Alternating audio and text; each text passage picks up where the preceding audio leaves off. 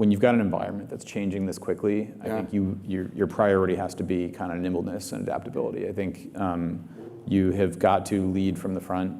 You've got to build teams that are okay with rapid change. They're okay with that instability. In fact, like I think, how do you, the question is, how do you develop a company that in some sense almost thrives in the instability?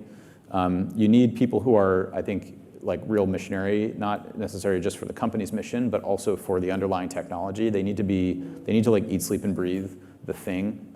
And if they're not like fanatic adopters of the existing tool set and kind of constantly thinking about what the next wave of that looks like, that's probably not, you're probably not gonna make it. And so, there's like a few things I kind of look at, and I think, culturally that like you kind of want to set a bar at. But I think,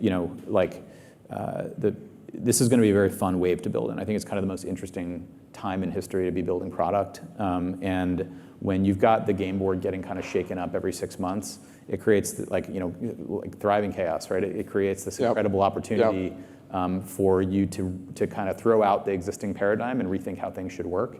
And then when you hit it, it works. You get a cursor-like outcome where these guys just figured out that was the right marriage of model capability, product, and user experience. And you've overnight printed a multi-billion-dollar business. And so I'm not saying that's going to happen everywhere all the time, but when it works, it works.